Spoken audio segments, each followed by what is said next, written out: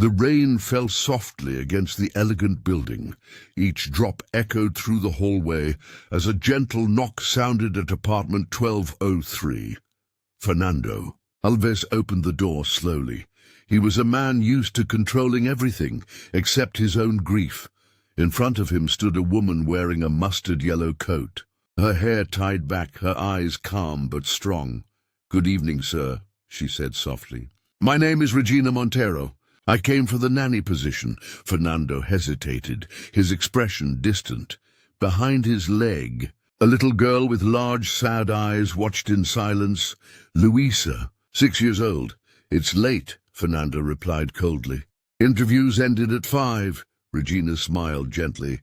"I know, but sometimes hope arrives a little late." Sir," something in her tone made him pause. "Come in," he murmured. The kitchen felt cold, like a museum of a life that had stopped moving. Regina removed her coat, washed her hands, and asked, "May I make some coffee?" Fernando frowned. "You seem a bit too comfortable," she smiled. "It's just—" "The smell of coffee tells me a lot about a house."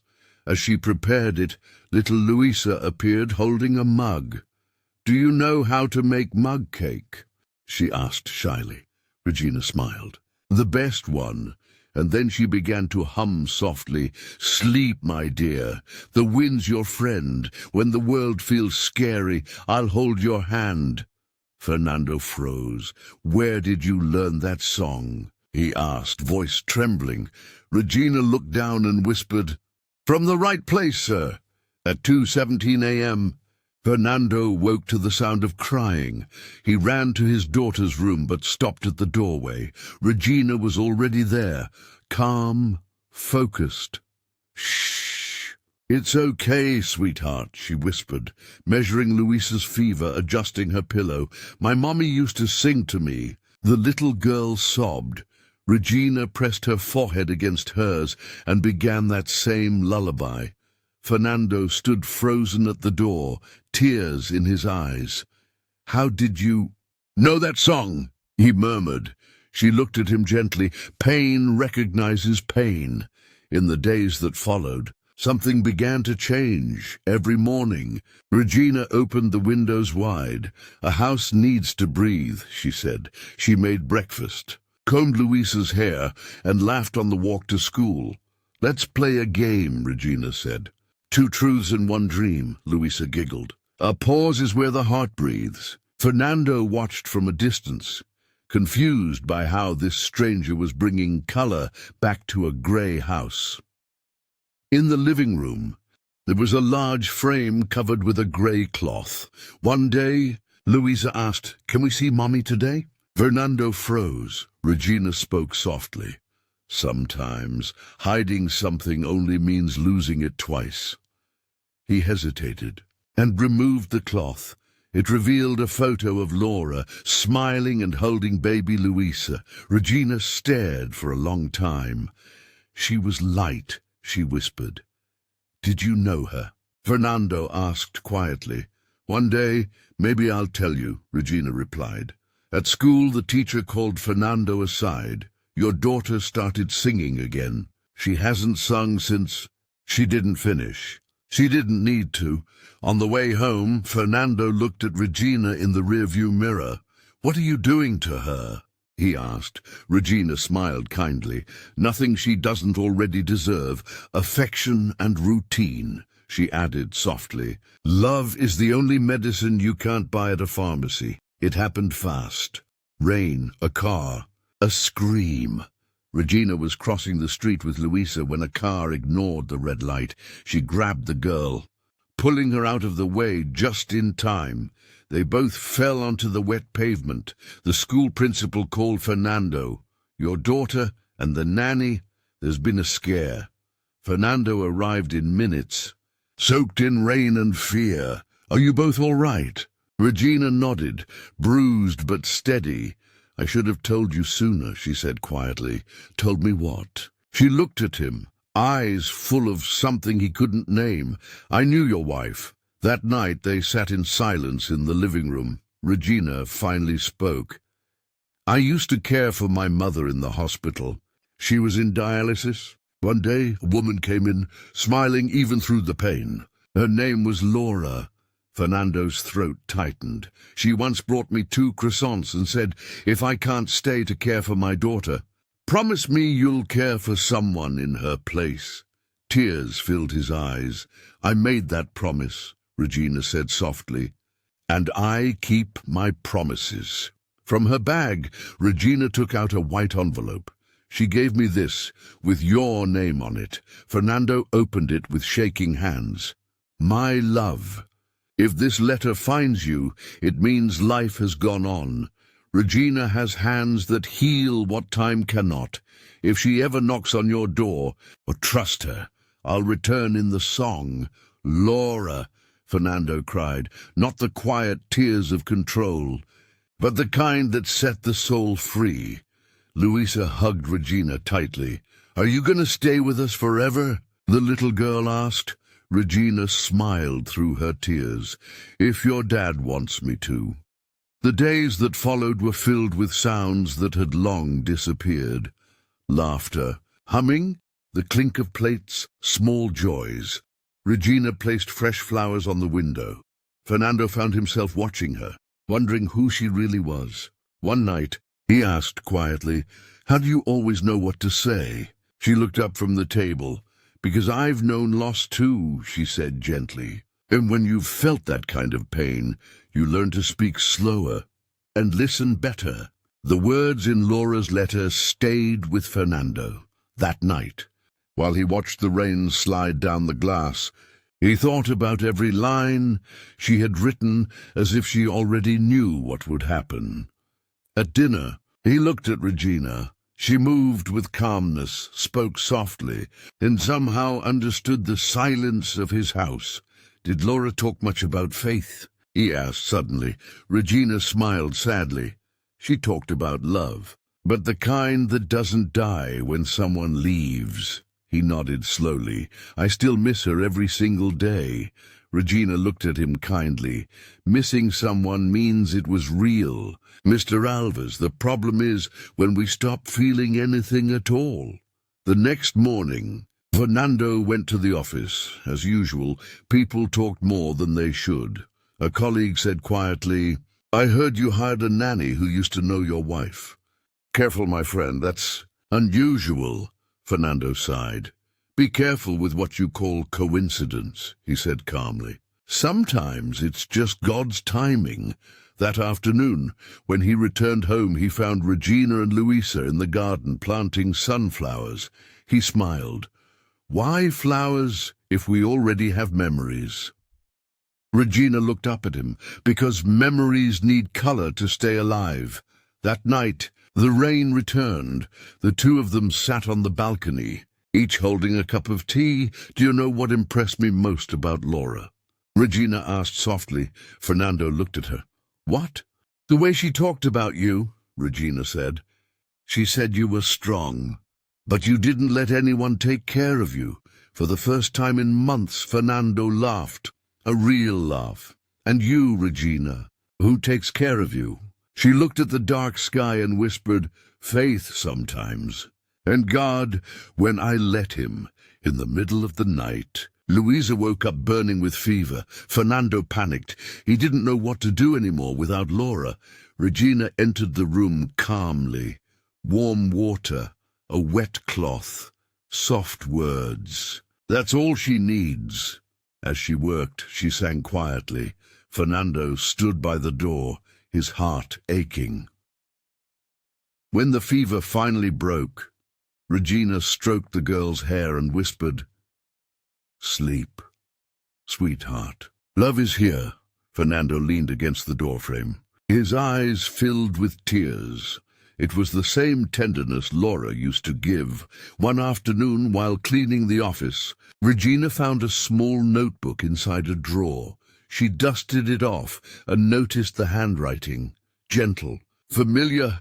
It was Laura's diary. She handed it to Fernando without a word. He sat down, opened it carefully, and began to read. On one of the pages, Laura had written, If I can't stay to care for them, May someone with kind hands continue what I started. Fernando's voice broke as he whispered. She already knew I would need help. Laura's mother, Mrs. Ruth, arrived without warning one morning. When she saw Regina, her eyes hardened. So you're the new nanny? She asked coldly. Yes, Mom, Regina answered respectfully. During lunch, Mrs. Ruth barely spoke, but that night she heard the soft hum of a lullaby, Laura's lullaby. She followed the sound and found Regina sitting by Louisa's bed, singing softly. Mrs. Ruth's voice trembled. You know that song? Your daughter taught me, Regina said, smiling gently. Something inside the older woman melted. She walked into the room and whispered, Thank you for not letting her memory fade. Days turned into weeks, and the garden began to bloom. Louisa called it Mommy and Regina's Garden. Fernando laughed. Sounds like the title of a book. Maybe it is, Regina said softly. A book that life writes with God's hands. The house that once echoed only silence now breathed with warmth again. But deep inside, Regina still carried a quiet ache, a story she had never told. Late one night, Fernando heard muffled crying from the kitchen. He walked in quietly and found Regina sitting at the table, holding an old photo. He came closer and saw it, a newborn baby wrapped in a white blanket. Who is that? He asked softly. Regina took a deep breath. My son, she whispered. He was born a long time ago, but he didn't make it. Fernando sat beside her without a word. After a long silence, he said, So that's why you understand pain so deeply. Regina nodded, eyes glistening. When we've known loss, we learn to care for others more gently. The anniversary of Laura's passing came quietly.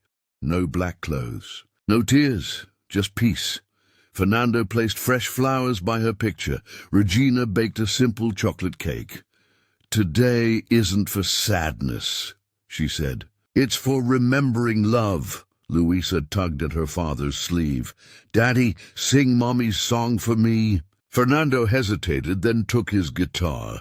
He began the melody softly, voice shaking at first, and then Regina joined in, their voices blending like a prayer. That night grief turned into light. Time passed, and what began as duty turned into connection, and then into something deeper. Fernando found himself waiting for the sound of her footsteps. Regina began to smile differently when he entered the room, but fear still lingered.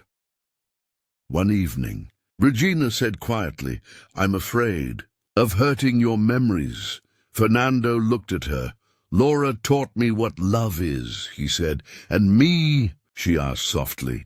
He met her gaze, calm, honest. You're teaching me how to live again. Rumors spread quickly. Fernando Alves, the widowed businessman, is involved with the nanny, people whispered. Neighbors gossiped, tongues sharp with envy. One even said, It's always the same.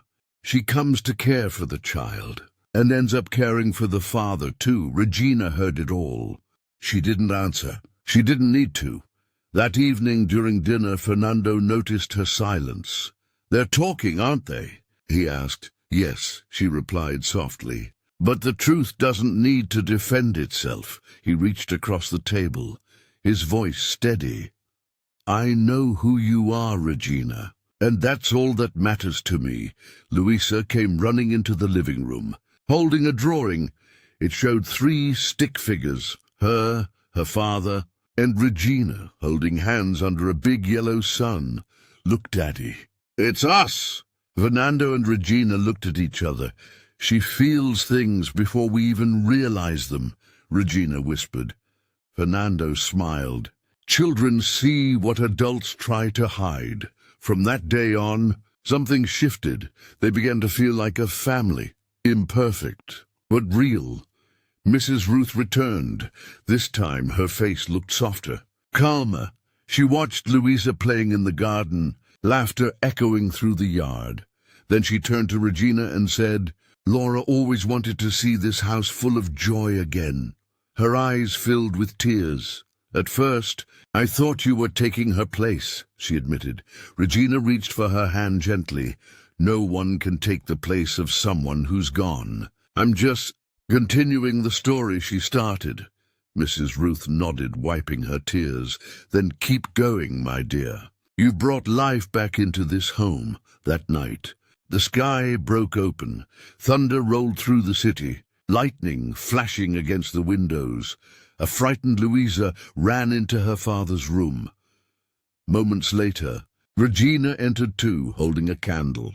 When the lights went out, the three of them huddled together on the bed. Listening to the storm, Fernando looked at Regina in the dim light and whispered, "You bring light." Even when everything goes dark, she smiled softly.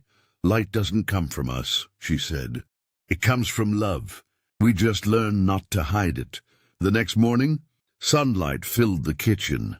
Regina and Louisa went to the park to pick flowers. When they returned, Fernando was waiting by the door, watching them with quiet admiration. Later that afternoon, he found Regina humming while she cooked.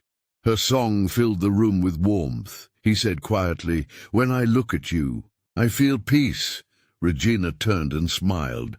"That's because I didn't come to take anything from you, Fernando. I came to give back what pain had taken away." One evening, Fernando returned home early. In his hands was a small envelope.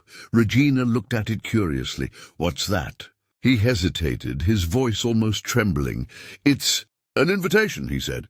"To stay, not as a nanny, but as part of our lives." Tears welled up in her eyes. "Fernando, what if I fail?" He stepped closer. "Then we start again. I've learned that love isn't meant to be perfect. It's meant to be true." Their wedding was small and simple, a quiet garden, white flowers, laughter, and sunlight. Mrs. Ruth held Louisa's hand as they watched. Regina wore a light dress, and around her neck a small paper boat pendant, a symbol of promises kept. When the judge asked if she accepted, Regina smiled through tears. "I do. Because love found me when I thought it had forgotten me." The picture of Laura now hung proudly on the main wall. Beside it, a new photo, Fernando, Regina and Louisa smiling together. Regina lit a candle beneath the photos. "Laura," she whispered, "thank you for teaching me that love never really ends." Fernando wrapped his arms around her and said, "Our home is built from memory and hope." At that moment, the past and the present embraced. That night, the house was calm. Fernando took his guitar and began to play the familiar tune, "Sleep, my dear, the wind's your friend." Regina's voice joined his, soft and steady. Louisa lay in their arms, eyes half closed. Smiling, their voices blended like one, and for a moment, it felt as if Laura was right there with them, smiling too. That night, love learned a new way to exist. Months passed.